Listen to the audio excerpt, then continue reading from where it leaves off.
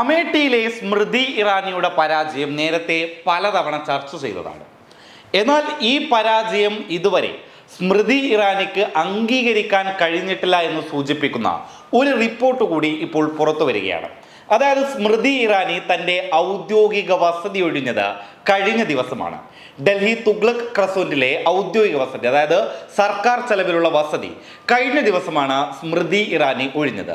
സാധാരണഗതിയിൽ ഏതെങ്കിലും മന്ത്രിമാരോ എം പിമാരോ തെരഞ്ഞെടുപ്പിൽ പരാജയപ്പെട്ടാൽ അല്ലെങ്കിൽ അവരുടെ സ്ഥാനം നഷ്ടപ്പെട്ടാൽ ഒന്നോ രണ്ടോ ദിവസങ്ങൾക്കകം അവരുടെ ഔദ്യോഗിക വസതികൾ ഒഴിയാറുണ്ട്.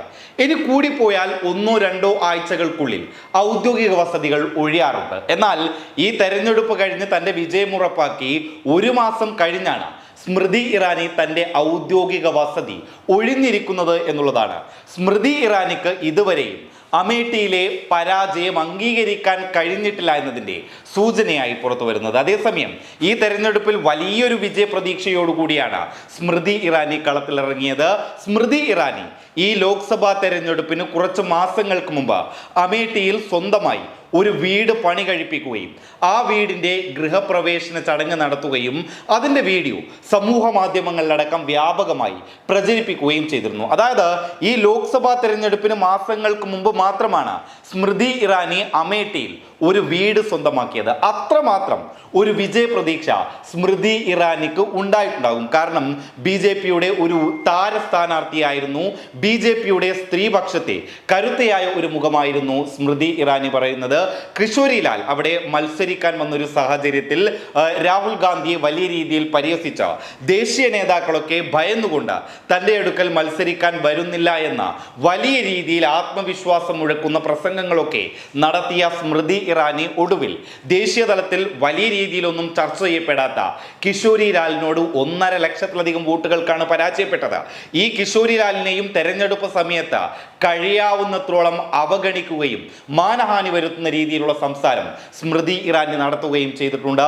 ഗാന്ധി കുടുംബത്തിലെ PO മാത്രമാണ് കിഷോരി ലാൽ എന്നാണ് അന്ന് കിഷോരി ലാലിനെ പറ്റി തെരഞ്ഞെടുപ്പ് സമയത്ത് സ്മൃതി ഇറാനി പറഞ്ഞത്. ഒടുവിൽ റിസൾട്ട് വന്നപ്പോൾ 1.5 ലക്ഷത്തിന് സ്മൃതി ഇറാനി പരാജയപ്പെട്ടു എന്ന് മാത്രമല്ല, ഒരു മാസം കഴിഞ്ഞിട്ടും സ്മൃതി ഇറാനിക്ക് ആ പരാജയം അംഗീകരിക്കാൻ കഴിഞ്ഞിട്ടില്ല.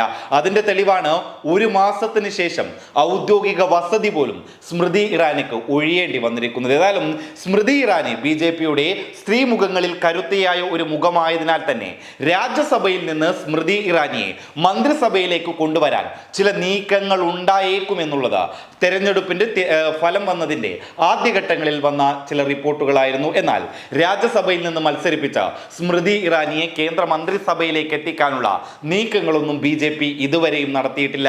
അത്തരത്തിലൊരു പദ്ധതിയിലേക്ക് BJP കടന്നിട്ടില്ല. കാരണം നിലവിൽ ഇതിനോടകം തന്നെ BJPക്കകത്ത് നിന്ന് തന്നെ ഒരുപാട് മുതിർന്ന നേതാക്കൾ തങ്ങൾക്ക് കേന്ദ്ര മന്ത്രിസഭയിൽ സ്ഥാനം നൽകാത്തതിൽ വിമർശനം ഉന്നയിച്ച് രംഗത്ത് വരുന്നുണ്ട്. കൂടാതെ കഴിഞ്ഞ തവണത്തെ പോലെയല്ല ഇപ്രാവശ്യം സഖ്യകക്ഷികളെ നിതീഷ് കുമാറിനെയും ചന്ദ്രബാബു നായിഡുവിനെയും ഒക്കെ വലിയ രീതിയിൽ ഒപ്പം നിർത്തണം എന്നുള്ള രീതിയിൽ BJPക്ക് തങ്ങളുടെ പല പ്രിയ പുത്രന്മാരെയും പ്രിയ പുത്രിമാരെയും കേന്ദ്ര മന്ത്രിസഭയിലേക്ക് കൊണ്ടുവരാൻ കഴിയില്ല. അതുകൊണ്ട് സ്മൃതി ഇറാനിക്ക്, അതായത് BJPയുടെ ഗ്ലാമർ താരമെന്ന് വിശേഷിപ്പിക്കുന്ന സ്മൃതി ഇറാനിക്ക് എല്ലാം നഷ്ടമായിരിക്കുന്ന ഒരു അവസ്ഥയാണ് ഇപ്പോൾ വന്നുകൊണ്ടിരിക്കുന്നത്.